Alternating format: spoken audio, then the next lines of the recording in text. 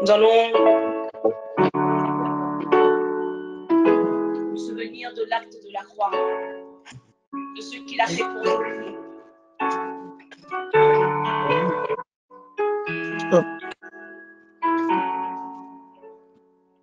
Je peux imaginer combien ça coûterait. À la croix, il a pris ma place. Un Dieu s'est donné. Je ne peux imaginer combien ça coûterait. À la croix, il a pris ma place. Un Dieu s'est donné. Je ne peux imaginer combien ça coûterait. À la croix, il a pris ma place. Jésus s'est donné. Il a pris ma place. Il a pris ma place. Il a pris ma place. Jésus s'est donné. Il a pris ma place. Il a pris ma place. Il a pris ma place. Jésus s'est donné. Il est fidèle. Il est fidèle.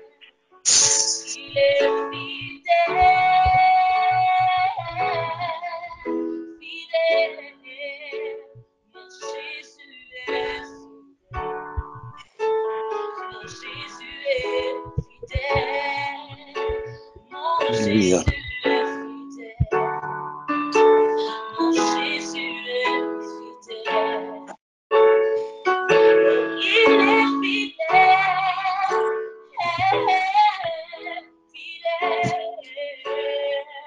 Oh, mon Jésus est fidèle. Fidèle. Mon Jésus est fidèle. Mon Jésus est fidèle. Mon Jésus est fidèle. Jésus est fidèle. Oh, il est amour.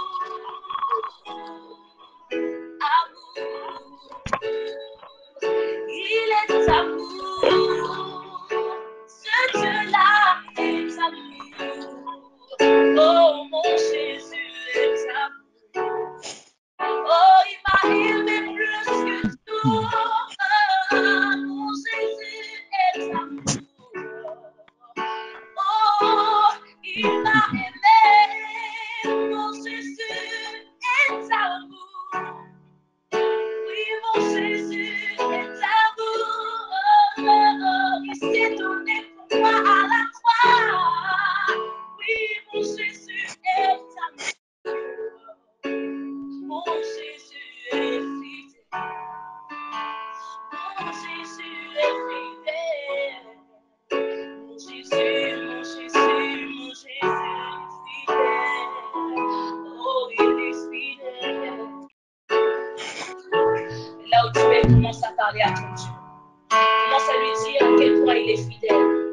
À quel point il ne ment pas. À quel point il ne ment pas. Prie dans ton cœur. Commence à parler à ton Seigneur. Commence à lui dire des mots que ton cœur seul peut lui dire. Alléluia. Merci Seigneur pour la foi. Merci pour ta fidélité. Merci parce que tu ne mens jamais. Merci parce que alors que j'étais encore pécheur, Christ, tu es mort pour moi. Tu es mort pour mes péchés. Tu es mort pour me racheter.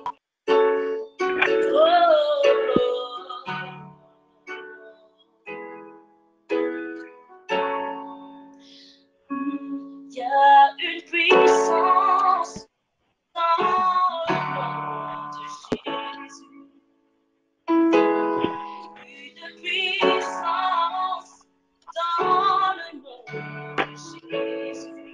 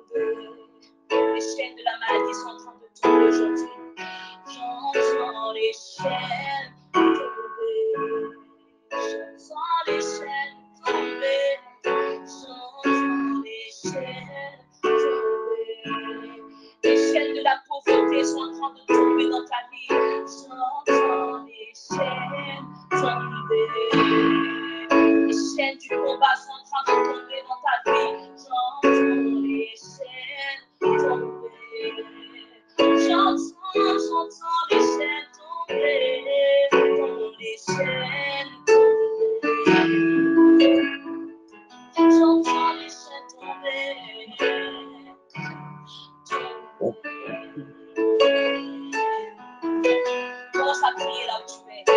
Commence à déclarer dans ta vie. Commence à déclarer les chaînes sont en train de tomber dans ta vie. Déclare, déclare, déclare.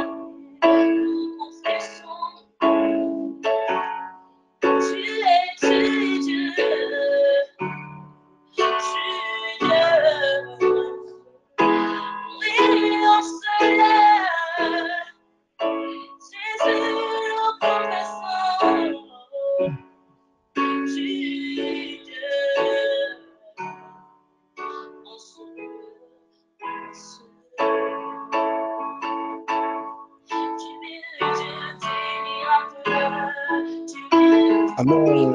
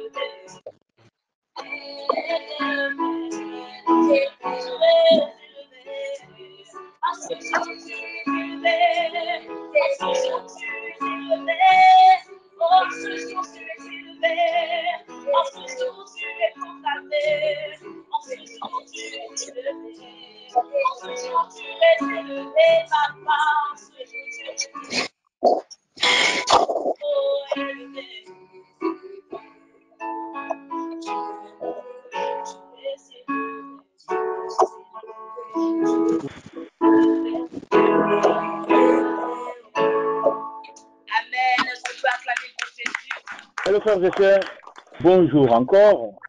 Bonjour. Et il est merveilleux notre Dieu Tout-Puissant. Il nous a permis encore, frères et sœurs, aujourd'hui, à ses enfants de se réunir dans sa présence. Et nous savons qu'il est au milieu de nous. Ce qu'il dit lui-même dans sa parole, il dit ceci: là où 2 ou 3 sont assemblés à mon nom, je suis au milieu d'eux. Frères et sœurs, malgré la distance, mais la technologie fait que nous soyons ensemble. Et c'est Dieu qui a donné cette intelligence. L'Esprit de Dieu, frères et sœurs, est là. L'Esprit est là avec nous aujourd'hui. Aujourd'hui, frères et sœurs, nous commémorons la résurrection de notre Seigneur Jésus-Christ. Frères et sœurs, Pâques est la fête la plus importante pour nous qui croyons en Christ. Mais la fête de cette année se passe dans un contexte très particulier avec cette pandémie que nous connaissons. Et frères et sœurs, nous venons de passer la semaine sainte en confinement. Les églises sont fermées et les enfants de Dieu sont confinés à la maison. Or, L'église signifie assemblée. Mais on ne peut pas le faire. C'est un jour un peu triste et en même temps des réjouissances, puisque le Seigneur est ressuscité. Ce qui signifie la victoire de la vie sur la mort. Alléluia. Amen. C'est un jour important, frères et sœurs, pour nous qui portons le nom de Jésus-Christ. Nous fêtons la résurrection de Jésus-Christ, une fête en l'honneur de notre Seigneur. Les contextes étant très particuliers, alors j'ai choisi un passage dans l'Ancien Testament, dans le livre d'Ésaïe. Ce passage, frères et sœurs, prend tout son sens aujourd'hui. Amen. C'était quoi? C'est l'Éternel qui avait invité son peuple à se cacher pour un court moment à l'intérieur de la maison. Rappelez-vous. Donc aujourd'hui, Dieu s'adresse encore à nous de la même façon. Qui dit ce passage? Allons faire un tour dans Ésaïe 26, verset 20. Ésaïe 26, verset 20. Je vais lire au nom du Seigneur. Notez juste le passage. Ésaïe dit, Dieu dit ceci. Va, mon peuple, entre dans ta chambre et ferme la porte derrière toi. Cache-toi pour quelques instants jusqu'à ce que la colère soit passée. Alors, comme j'utilise un peu la Bible pour les jeunes, la famille de Bible en français courant, et dit ce passage dans la Bible en français courant, pour que ça soit un peu plus clair. Toujours. Chapitre 26, verset 20. Dans français courant, il est dit ceci. Mon peuple, retire-toi à l'intérieur de ta maison. Ferme derrière toi les deux battants de la porte. Cache-toi un court instant jusqu'à ce que soit passée la colère du Seigneur. Alléluia. Amen. Amen. Frères et sœurs, nous venons de lire que le peuple d'Israël devait se placer sous l'aile de Dieu jusqu'à ce que le jugement est passé. Et donc, c'était dans l'attente visible de la glorieuse fin qui lui était promise. Il est dit ceci, cache-toi un court instant, c'est tout simplement le confinement que nous demandent les autorités. Mais nous, les enfants de Dieu, nous savons que Dieu nous demande de nous retirer. C'est d'entrer en retraite un court instant, jusqu'à ce que la colère soit passée. Nous sommes en retraite. Alléluia. Amen. Le moment que nous traversons nous enseigne beaucoup de choses aujourd'hui, frères et sœurs. Nous sommes en train de vivre la même situation que les enfants d'Israël autrefois. Dieu avait invité son peuple à se cacher pour un court instant. Et comme bizarre, et c'est bizarre des fois la parole de Dieu, mais comme dit David, le psalmiste, il dit quoi? Que tes pensées, ô Dieu, me semblent impénétrables. Psaume 139, verset 17. Psaume 139, verset 17. Que tes pensées, ô Dieu, me semblent impénétrables. Des fois, nous ne comprenons pas comment Dieu agit. Et nous ne comprendrons jamais. Et l'apôtre Paul ajoute ceci.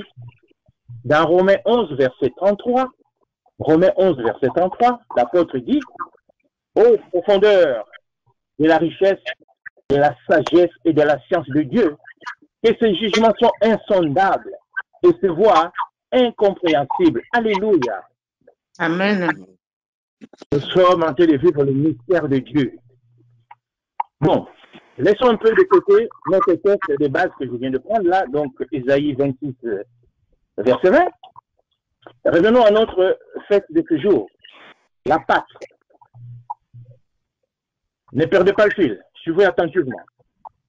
Allons maintenant dans le Nouveau Testament. Nous allons dans 1 Corinthiens 5, des versets 6 à 8. 1 Corinthiens 5, des versets 6 à 8. Je vais lire au nom du Seigneur. C'est bien à tort que vous vous vérifiez. Ne savez-vous pas qu'un peu de levain fait lever toute la pâte? Faites disparaître le vieux levain, afin que vous soyez une pâte nouvelle. Puisque vous êtes sans levain, car Christ, notre pâte, a été immolé. Célébrons donc la fête, non avec du vieux levain, non avec un levain de malice ou de méchanceté, mais avec le pain, pas le vin, de la pureté et de la vérité. Acclamons la parole de Dieu, s'il vous plaît.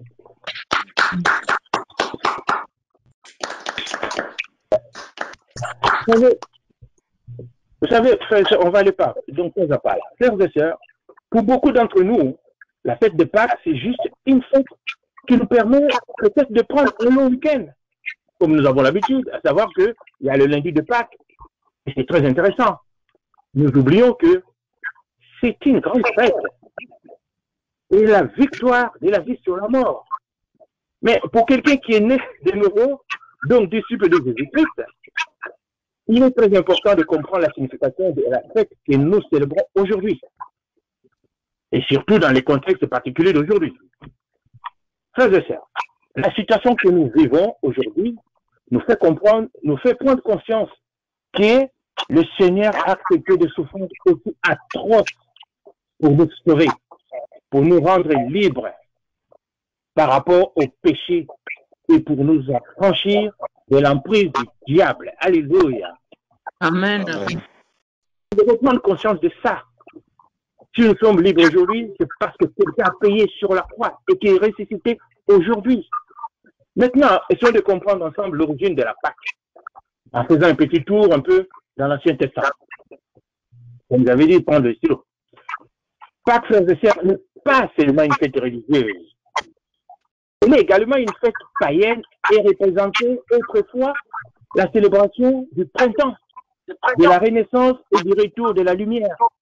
Après un long triste et triste mois d'hiver, après avoir passé donc un long mois d'hiver, comme à l'époque, les gens faisaient une fête. Donc maintenant, rappelez-vous, on avait pris comme texte de base Ésaïe 26, verset 20. Ça va jusque-là. Vous me suivez? Il était écrit ici, va mon peuple, entre dans ta chambre et ferme ta porte derrière toi. Cache-toi pour quelques instants jusqu'à ce que la colère soit passée. Ok? C'est ça qu'on a lu tout à l'heure. Mais ce passage nous rappelle un autre passage que nous connaissons bien dans Exode 12. Frères et sœurs, avec Dieu, il n'y a pas de hasard. Tout ce qui nous arrive, c'est le plan de Dieu. Il n'y a pas de hasard. Il n'y a pas de hasard avec Dieu. Il surveille tout. Il est au-dessus du trône là. Il contrôle tout. Il sait ce qui se passe. Il connaît même le nombre de cheveux qui sont sur notre tête. Il connaît tout. Tout ce qui se passe, il connaît. Il gère. Il contrôle. Allons maintenant dans le livre d'Exode pour comprendre comment Dieu fonctionne. Encore une histoire que nous connaissons très bien. C'est la traversée de la mer Rouge. Ils ont passé même à la télé il n'y a pas longtemps. Nous lisons que tout en l'entêtement de Pharaon, Dieu a infligé à l'Égypte 10 châtiments. Vous voyez comment Dieu fonctionne? Dieu a infligé à l'Égypte 10 châtiments sous l'entêtement de Pharaon. C'était pour convaincre Pharaon de laisser partir le peuple d'Israël qui vivait en esclavage en Égypte. Alors, Dieu a commencé par changer d'abord, frères et sœurs, l'eau du fleuve en sang. Les mille fines, bonnes, le poisson qui était dans le fleuve périr, et les Égyptiens ne purent boire les eaux depuis le fleuve. Et ça, on le trouve dans Exode 7, de 14 à 25. Exode 7, de 14 à 25. Je vous laisse pour la lecture après, puisque nous sommes en retraite, on aura le temps de lire ça. Mais Pharaon n'a pas bougé. Il ne voulait rien savoir. Et Dieu va continuer, puisqu'il va infliger deux châtiments. Alors Dieu continue. Il envoie cette fois-ci des grenouilles. Les grenouilles tombèrent et recouvrirent l'Égypte. Égypte recouvert par des grenouilles. Et ça, on pourra aller lire ça dans Exode 8, de 1 à 27. Il continue. Pharaon n'écoute toujours pas. Cette fois-ci, Dieu va envoyer des moustiques ou des poux. Toute la poussière du sol s'échangeant en moustiques. Et là, vous pouvez aller lire ça dans Exode 8, de 16 à 19. Pharaon toujours têtu. Il envoie cette fois-ci les mouches. Le temps où les bêtes sauvages en grand nombre entrèrent tout le pays d'Égypte. Mais Pharaon n'écoute pas. Et ça, c'est dans Exode 8, du 20 à 32. Comme Pharaon n'écoutait toujours pas, Dieu va réfugier encore un autre châtiment, la mort des troupeaux. Tous les troupeaux des Égyptiens mourirent. Et Pharaon ne veut toujours pas bouger. Ça, c'est dans Exode 9, de 1 à 7. Comme il n'écoutait toujours pas, alors allons plus loin. Il envoie des furonques. Des gens et des bêtes furent couverts de furonques, bourgeonnant en pustules, frères et sœurs. Les gens et des bêtes furent couverts de furonques. Et ça, c'est dans Exode 9, 8 à 12. Et Pharaon, toujours têtu. Dieu continue. Il envoie la grêle. Dieu fit tomber la grêle qui se transforma en feu sur le pays d'Égypte. La grêle qui est tombée, qui s'est transformée en feu. Exode 9, 13, 35. Pharaon imperturbable. Dieu envoie cette fois-ci des sauterelles. Elles couvrirent la surface de toute la terre, et la terre fut obscure, comme obscurité. Elles dévorèrent toutes les plantes de la terre et tous les fruits des arbres, tout ce que la grêle avait laissé. Il ne resta aucune verdure aux arbres ou aux plantes et les champs dans tout le pays d'Égypte. Mais Pharaon toujours têtu. Et ça, c'est dans Exode 10, 13 à 14. Après, c'était les ténèbres. Si Pharaon n'écoutait pas, il eut des pestes ténèbres qui vont couvrir complètement l'Égypte. Dans Exode 10, 21-29.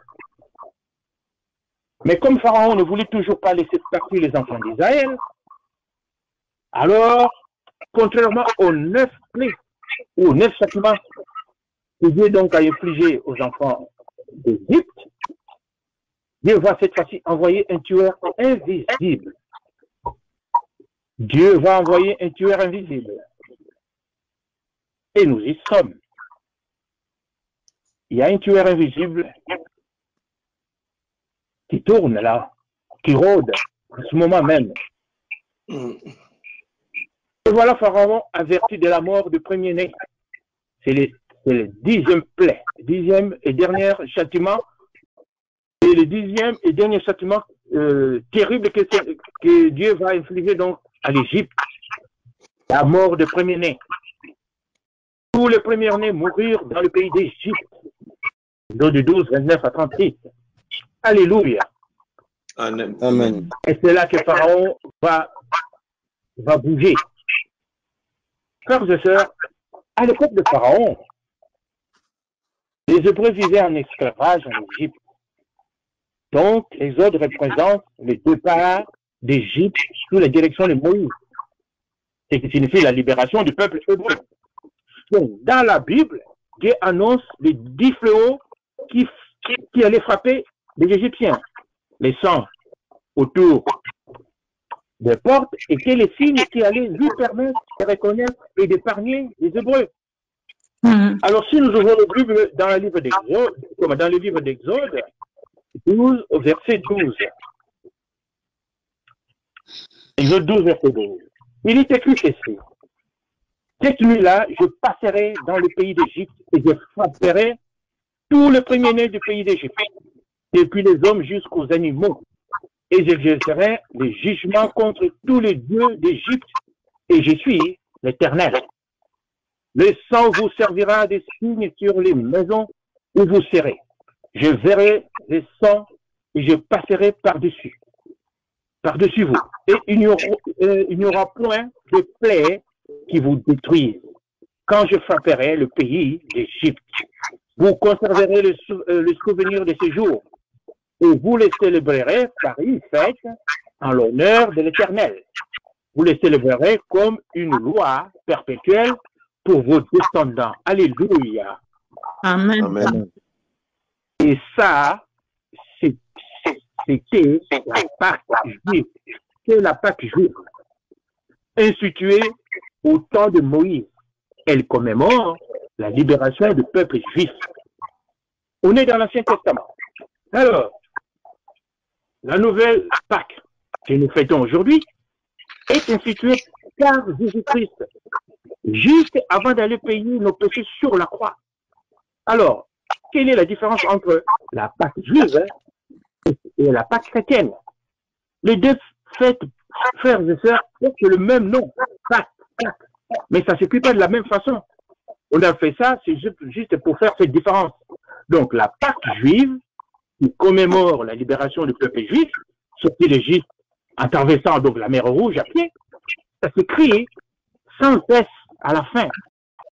Ça s'écrit sans S. Donc, c'est au singulier.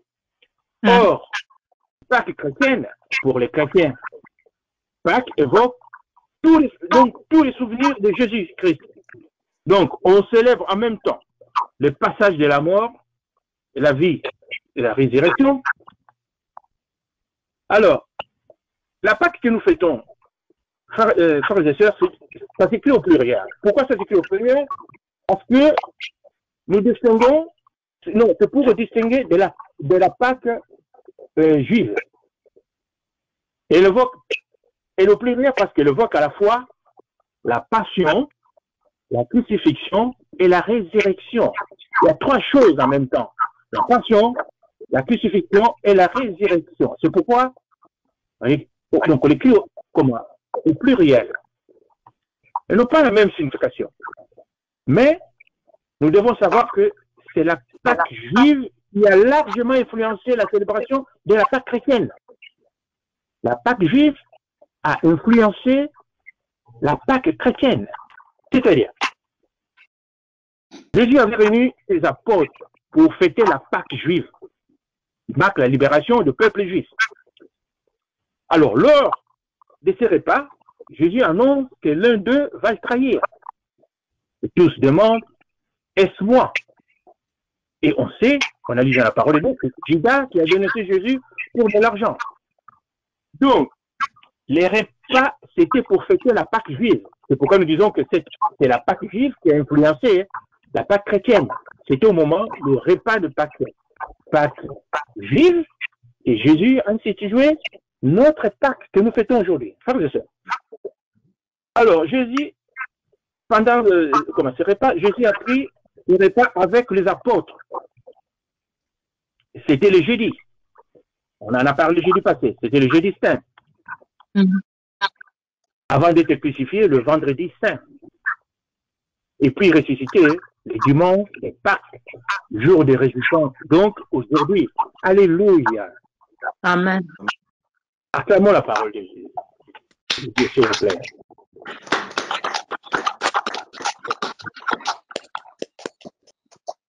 Arrêtez le jeudi, crucifié le vendredi, résurrection aujourd'hui. Mais quelle résurrection aujourd'hui que nous vivons? Enfermés, comme disent les autorités, mais en retraite. Et si on est en retraite, Dieu sait pourquoi il nous a mis, et pourquoi cette coïncidence? Et pourquoi ça ne s'est pas passé au mois de janvier? Pourquoi ça ne s'est pas passé au mois d'août, je ne sais pas quoi, mais pendant la période de Pâques? Il n'y a pas de hasard avec Dieu. Alléluia. Amen. Amen. Alors, que lisons-nous dans Marc 14, du verset 22 au verset 24? Pour la Pâque.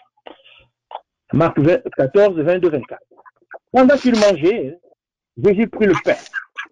Et après avoir rendu grâce, il les rompit et leur donna en disant, prenez ceci, c'est mon corps. Verset 23.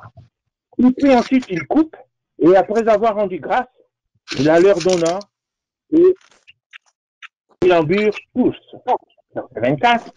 Et il leur dit, ceci est mon sang, le sang de l'alliance qui est répandu pour plusieurs. Alléluia. Amen. Donc, après les repas, ils vont au jardin des églises. Jésus annonce à Pierre qu'il va l'abandonner en lui disant, avant que le coq chante 2 fois, tu m'auras trahi 3 fois. Pierre va nier. Jésus leur demande de veiller pendant qu'il lui va prier à côté.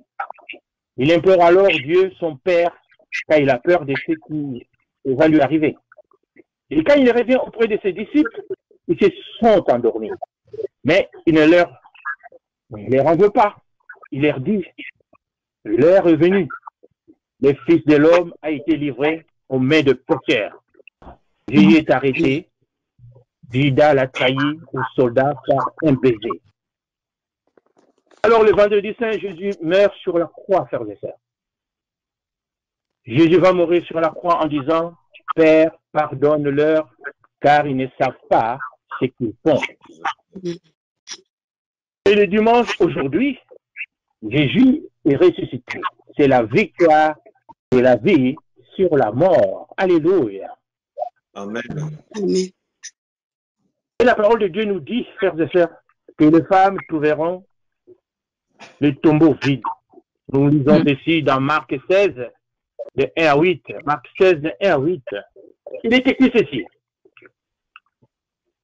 Lorsque le sabbat fut passé, Marie de Magdala, Marie, mère de Jacques, et Salomé achetèrent des aromates afin d'aller embaumer Jésus. Le premier jour de la semaine, ils se rendirent au sépulcre le grand matin, comme le soleil venait de s'élever. Elles disaient entre elles, qui nous roulera la pierre loin de l'entrée du sépulcre? Et levant les yeux, elles aperçurent que la pierre qui était très grande avait été roulée. Elles entrèrent dans le sépulcre, virent un jeune homme assis à droite, vêtu d'une robe blanche. Et elles furent épouvantées. Il leur dit, ne vous épouvantez pas, vous cherchez Jésus de Nazareth, qui a été crucifié. Il est ressuscité. Il n'est point ici. Voici le lieu où on l'avait mis. Mais allez dire à ses disciples et à Pierre, qui vous précède en Galilée, c'est là que vous le verrez, comme il vous l'a dit. Elles sortirent du sépulcre et s'enfuirent. La peur et le trouble les avaient saisis. Et ne dirent rien à personne à cause de leur effroi. Amen.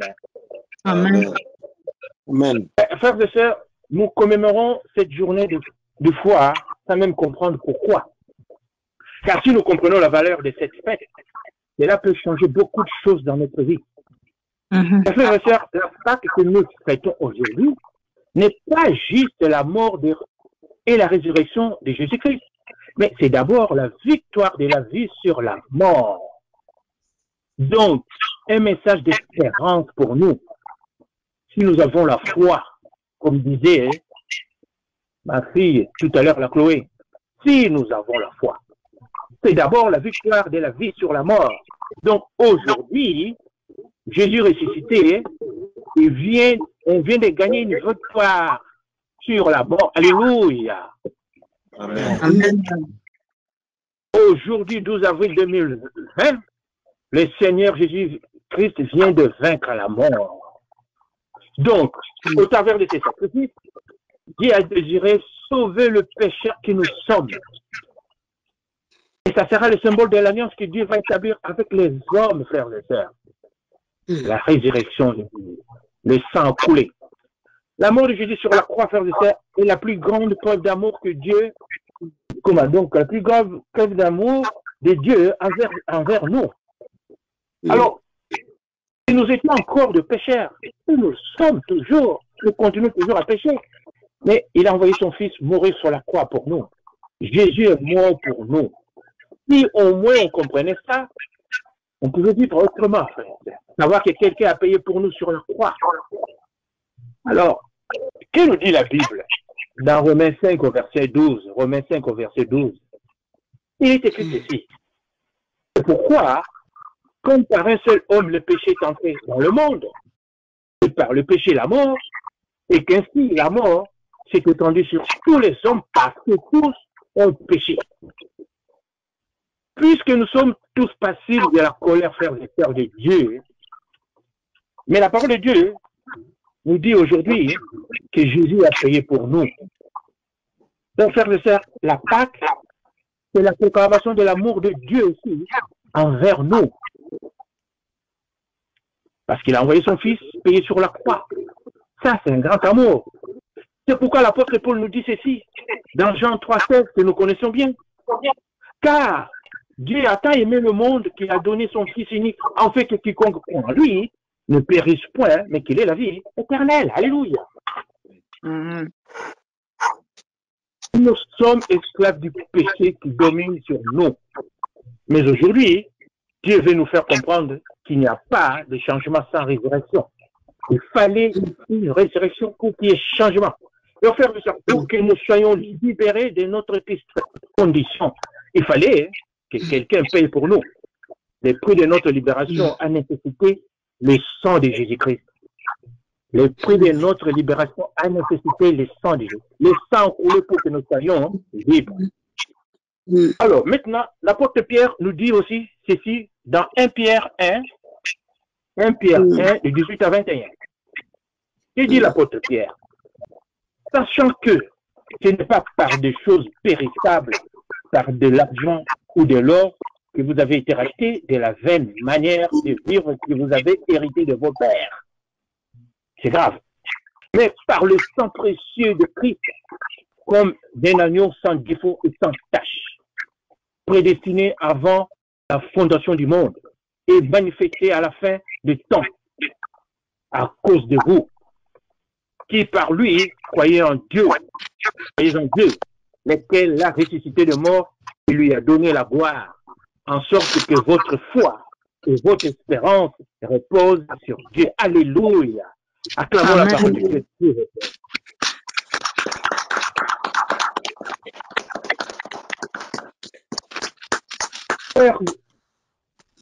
Frères et sœurs, Jésus a payé pour que nous soyons libérés du péché.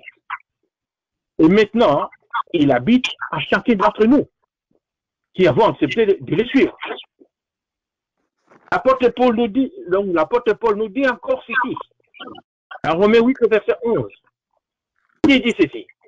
Et si l'esprit de celui qui a ressuscité Jésus d'entre les morts habite en vous, celui qui a ressuscité Christ d'entre les morts rendra aussi vos corps mortels par son esprit qui habite en vous. Alléluia. Amen. Ainsi, frères et sœurs, nous comprenons quoi? Nous comprenons qu'il fallait que Jésus meure pour qu'on ressuscite en Christ, qu'on change de statut et que notre identité change. C'est ce que nous disons, que nous devenons une nouvelle créature. Alléluia. Donc, Amen. À partir du moment où Jésus est ressuscité d'entre les morts, nous commençons une nouvelle alliance. Le sang de Jésus vient de tout changer. Dieu maintenant ne fonctionne plus comme il fonctionnait avant avec son peuple dans la Sainte Alliance. Maintenant, il fonctionne différemment avec nous. Et nous lisons dans Hébreux 9, du verset 13 à 15. Hébreux 9, du verset 13 à 15. Il dit ceci. Car si le sang des taureaux et des boucs et la cendre d'une vache répandue sur ceux qui sont tués sanctifie et procure la pureté et la chair, combien plus le sang de Christ qui, par un esprit éternel, est offert lui-même sans tâche à Dieu, purifiera-t-il votre conscience des œuvres mortes, afin que vous serviez le Dieu vivant. Et c'est pour cela qu'il est médiateur d'une nouvelle alliance, afin que la mort étant intervenue pour le rachat des transgressions commises sous la première alliance, ceux qui ont été appelés reçoivent l'héritage éternel qui leur a été promis. Alléluia. Amen. Frères et sœurs, le sang de Jésus purifie notre conscience des œuvres mortes, afin que nous servions Dieu. Donc, lorsque nous confessons nos péchés, c'est-à-dire repentance, Jésus nous déclare justes. C'est pourquoi il dit à la conversion que nous devons nous repentir avant, nous vous convertir. Parce que après la conversion, nous devenons une autre créature. Repentez-vous. Donc, nous recevons la purification et nos péchés sont oubliés. Le sang de Jésus qui a coulé sur la croix, de ce sang-là, nous recevons la purification et nos péchés sont oubliés. Et ceci grâce au sang de Jésus qui a coulé sur la croix, frères et sœurs. Ça, faut pas oublier ça. Nous fêtons la Pâque, mais il s'est passé quelque chose à la Pâque. Le sang a coulé pour que nous soyons libres. Et frères et sœurs, la victoire sur la croix a déclenché un changement total. Dans l'ancienne alliance, le sang des animaux pouvait purifier le peuple. Et que les gens croyaient. Cela faisait partie des traditions de l'ancienne alliance. Que faisaient les gens? Les gens allaient au temple, devant le tabernacle, avec des animaux, à offrir un sacrifice afin d'obtenir le pardon de Dieu pour sa famille. Et c'est le souverain sacrificateur qui entrait dans ce temple mobile, c'est-à-dire tabernacle, dans la partie qu'on appelait les saints des saints, donc le lieu très saint.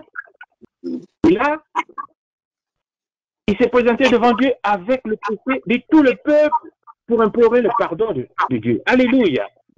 Amen. Amen. Mais le sang de Jésus a tout changé. On ne passe plus comme ça. Mais nous venons de le lire, dans Hébreux 9. Et si cet acte avait le pouvoir de purifier, c'est-à-dire les gens qui partaient avec les animaux, cet acte avait donc le pouvoir de purifier, combien plus le sang de Christ, qui, par l'Esprit éternel, s'est offert lui-même sans tâche à Dieu, purifiera-t-il notre conscience des œuvres mortes, nos mauvaises voies. Amen. Amen. Donc, frères et sœurs, le sang de Jésus purifie. Il nous fait abandonner les mauvaises voies. Mais maintenant que le sang de Jésus, maintenant que le Seigneur Jésus-Christ est ressuscité d'entre les morts, la nouvelle alliance commence. Les promesses qu'on avait avec Dieu sont différentes de l'ancienne alliance. Mais l'amour de Dieu ne change pas. L'amour de Dieu ne change pas. Mes frères et sœurs, Moïse avait célébré la Pâque et nous célébrons aussi la Pâque aujourd'hui. Puisque nous ne sommes plus esclaves. Les enfants d'Égypte, donc les enfants d'Israël sortaient d'Égypte, sortaient de l'esclavage. Et nous aussi, Jésus-Christ nous a libérés. Nuance. Comment Dieu fonctionne? Nous sommes aussi libres comme les enfants d'Égypte, donc comme les enfants d'Israël autrefois. Nous ne sommes plus esclaves. C'est pourquoi la résurrection de Jésus-Christ est le fondement de notre foi. Nous avons vaincu Satan par le sang qui a coulé sur la croix. Alléluia. Amen. Alors, si nous lisons dans Colossiens 2, verset 15, Colossiens 2, verset 15, qu'est-ce qu'il dit?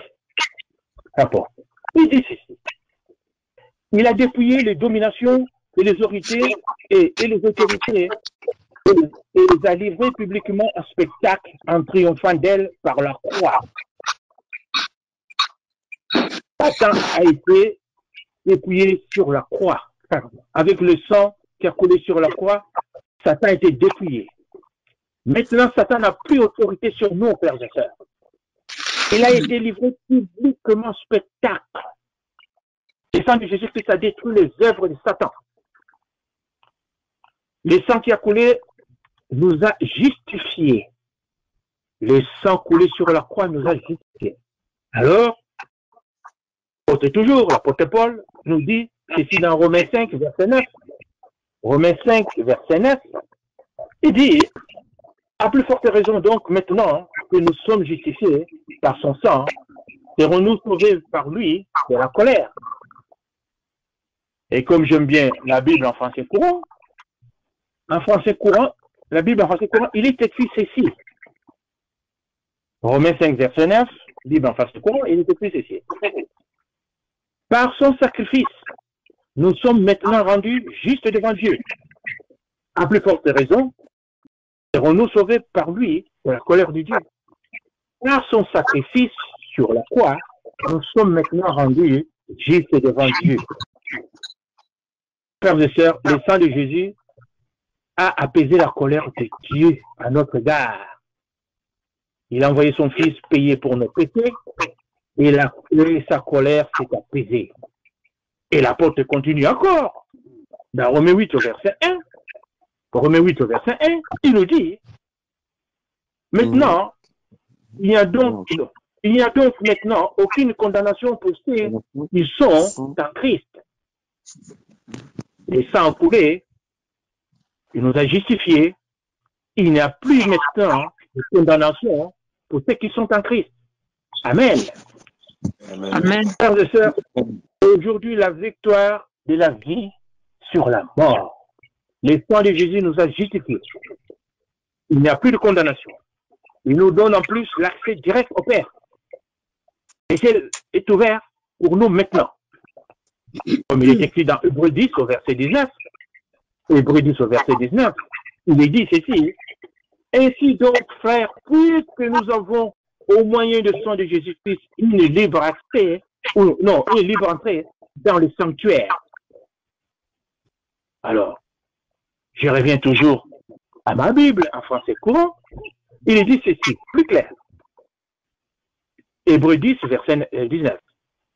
Ainsi, frères, nous avons la liberté d'entrer dans le lieu très saint, grâce au sang du sacrifice de Jésus-Christ. Amen. Amen. Grâce à donc le sang coulé, nous avons accès direct au Père. Mais Dieu ne s'arrête pas là. Il nous a donné l'accès direct. Le sang de Jésus nous a justifiés. Nous n'avons plus de condamnation. Et il nous donne en plus l'accès direct. Mais maintenant, Dieu, il fait quoi? Il envoie son esprit habiter en nous. C'est encore à cause du sang de Jésus-Christ coulé sur la croix. La gloire de Dieu vient habiter en nous. Nous sommes, grâce au Christ, devenus maintenant le temple de Dieu. Mais vous vous rendez compte? Alléluia, frères et sœurs. Amen. Nous avons accès et nous devenons le temple de Dieu. Frères et sœurs, tournons-nous vers Dieu. Il nous aime. Et sa puissance est sans limite, frères et sœurs. La patience de Dieu nous appelle à la repentance aujourd'hui. Voyons ce qui se passe. Le monde est figé. Les gens se sont barricadés. Et nous, les enfants de Dieu, nous disons que nous sommes en retraite. Parce que Dieu nous a demandé, mettez-vous à l'écart un moment en attendant que la colère passe. Frères et sœurs, la patience de Dieu appelle à la repentance. Repentons-nous aujourd'hui. C'est pourquoi le prophète Ésaïe nous dit au chapitre 55 au verset 6, il dit ceci, cherchez l'Éternel pendant qu'il se trouve, invoque-le tandis qu'il est prêt, et cherchez l'Éternel pendant qu'il se trouve, invoque-le tandis qu'il est prêt. Alléluia. Amen. Frères et sœurs, acclamons la parole de Dieu.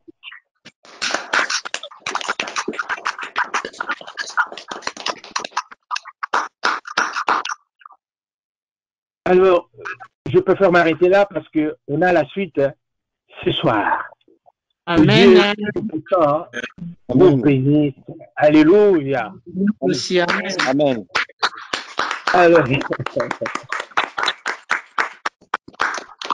Alors, je laisse la place à notre sœur Brunette qui va nous chanter une louange de repentance. Après, c'est l'apôtre qui va diriger la prière de repentance. Nous garderons notre calme si nous voulons prier, mais ça sera tout doucement. Laissons l'apôtre donc s'adresser à son Dieu, à notre Dieu. Amen. Amen. Sœur Brunette, je te laisse la place. Alléluia. Amen. Amen. Alors, je remercie Papa Samy pour ce partage très puissant concernant la Pâque et la puissance qu'elle a dans nos vies, la puissance qui libère nos vies. Le chant que je vais chanter aujourd'hui, à la base, c'était vraiment un chant de pardon, mais je sens dans mon esprit que non seulement ce sera un chant qui parlera de la rédemption, mais aussi de la puissance de l'œuvre de la croix et de ce qu'elle produit dans nos vies. Amen. Amen. Amen.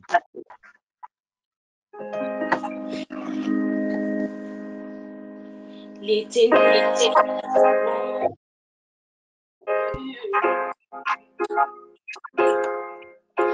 devant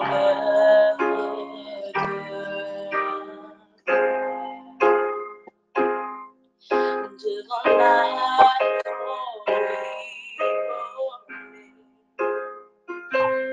et ton sang versé pour moi. Les ténèbres ont brûlé devant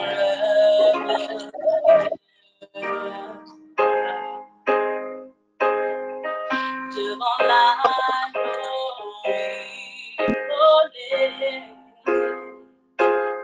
et son sang versé pour moi.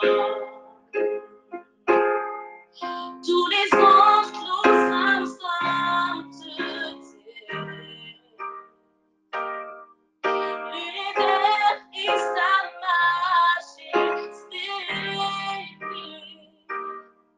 chantons gloire et puissance, force et louange à l'agneau immolé. À l'agneau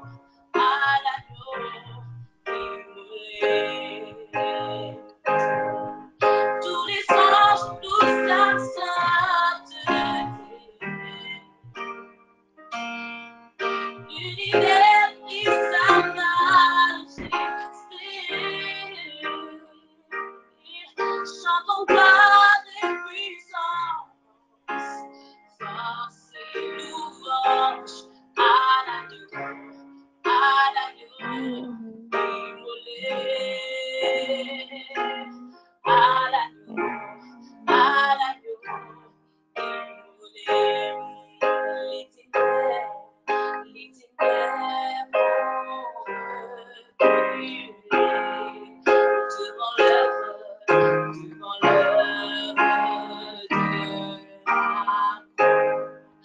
Devant l'agneau immolé,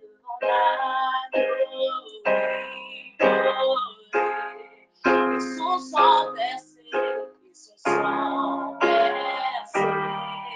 pour moi. Les ténèbres ont reculé devant l'œuvre de la croix.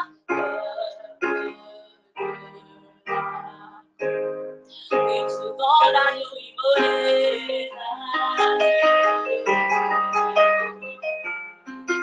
et son sang versé pour moi. Tous les anges nous sainteté, l'univers et sa majesté, chantons gloire, grâce et louange à l'agneau Immolé.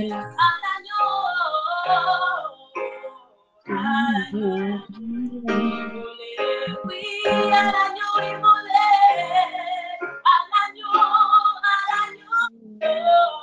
oui, à l'agneau immolé,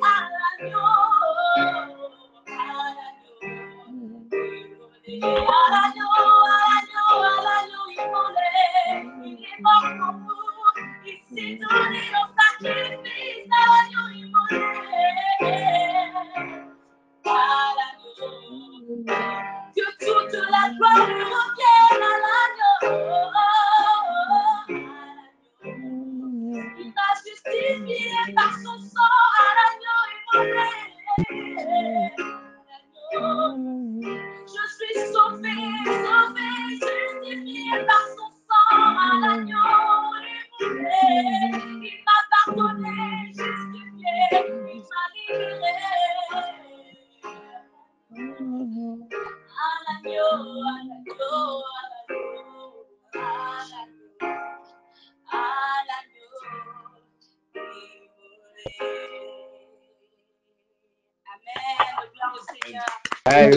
Alléluia.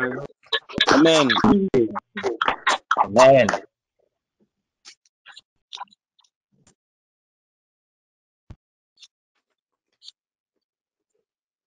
Je pense que maintenant, c'est le tour de Papa Matondo pour clôturer.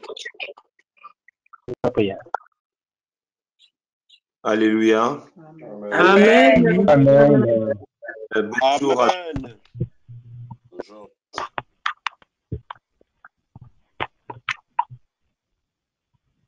Et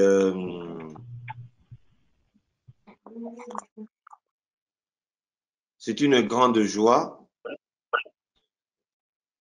d'être ensemble, de prier et de glorifier le Seigneur notre Dieu.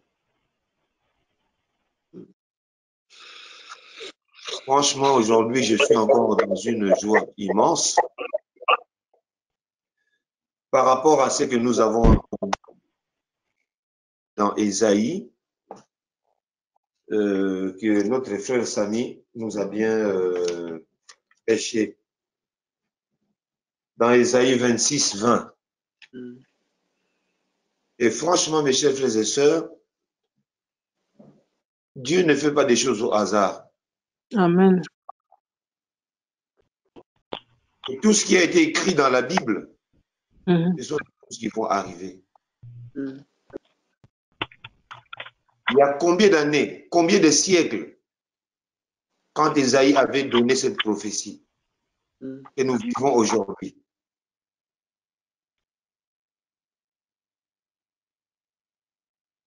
Donc voilà, mes chers frères et sœurs, pour moi, par rapport à ce que nous venons d'entendre, nous ne sommes pas confinés.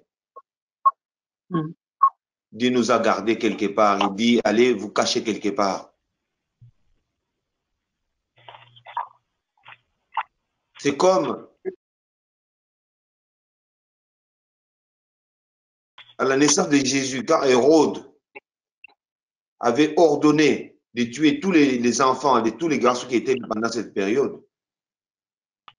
Dieu avait dit à Joseph et Marie, prenez l'enfant, fouillez en Égypte jusqu'à ce que cette tempête ou cette calamité va s'arrêter. Dans ce cas-là, je vous dirai quand est-ce que vous allez rentrer. Et Jésus est parti avec sa mère et Joseph en Égypte. Ils sont revenus quand? Au moment où Hérode est mort. Donc nous aussi, nous sortirons au moment où il n'y aura plus ces virus. Lorsqu'on n'en parlera plus, lorsque ce virus-là sera mort, c'est-à-dire lorsque nous le vaincrons. Mais nous ne nous sentons pas confinés. Mais quelque part, sentons-nous que quelque part nous sommes en retraite.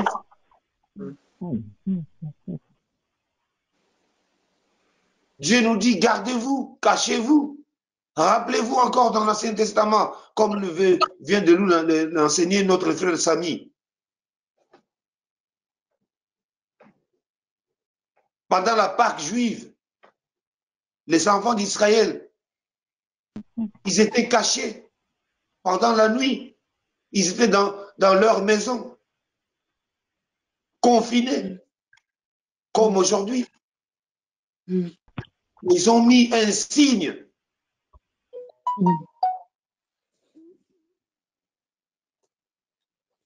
Je vous l'avais dit la dernière fois, nous, notre signe, c'est quoi? C'est la prière. Venons sur le parole de notre frère Samy. Parole qu'il a tirée dans la Bible. À l'époque, les gens immolaient, sacrifiaient du sang pour avoir le pardon de Dieu. Mais nous, il y a quelqu'un qui a payé, qui a donné son sang, et Jésus. Donc nous, on n'a plus rien à payer. Donc aujourd'hui, nous, comme nous sommes confinés, c'est-à-dire nous n'avons plus de sacrifices à faire et prendre un animal ou des animaux ou quoi que ce soit pour verser son sang pour être sauvé. Non, c'est Jésus déjà a payé.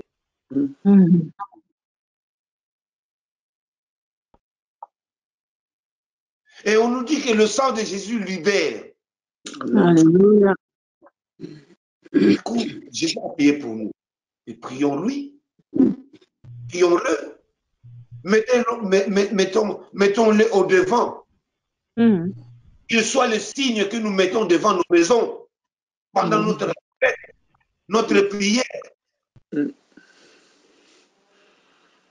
Et quand la colère de Dieu passera, mes chers frères et sœurs, nous serons sauvés. Alléluia. Comme nous venons de l'entendre aujourd'hui, Jésus a vaincu la mort. Et comme Jésus a vaincu la mort, Jésus aussi a vaincu la maladie. Et nous sommes vainqueurs au nom de Jésus. Amen. Vainqueur.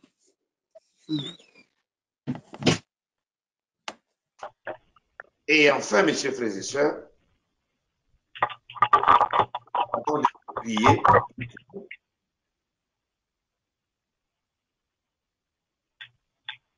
parce qu'après moi aussi, je vais lever mon carême aujourd'hui, après la prière. Nous lisons dans 1 Thessaloniciens 5.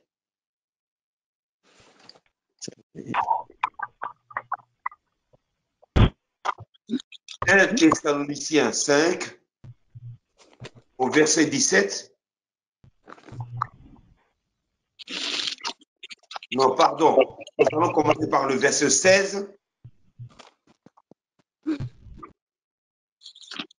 L'apôtre Paul dit aux Thessaloniciens, et il nous dit ceci: soyez toujours heureux, soyez toujours joyeux. Au verset 17, il dit ceci: priez sans cesse. Au verset 19, il dit: n'éteignez pas l'esprit. Alléluia. Au verset 20, il dit: ne méprisez pas les prophéties. Au 21, examinez toutes choses, retenez ce qui est bon. Au verset 22, il dit: abstenez-vous de toute espèce de mal.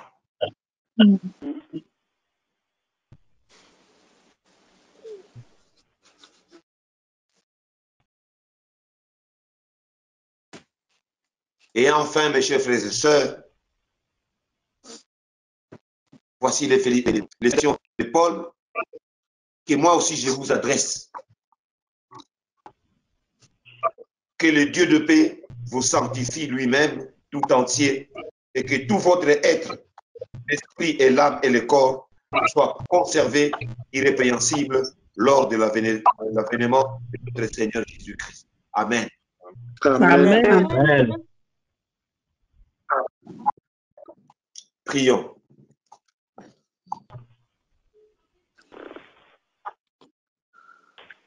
Seigneur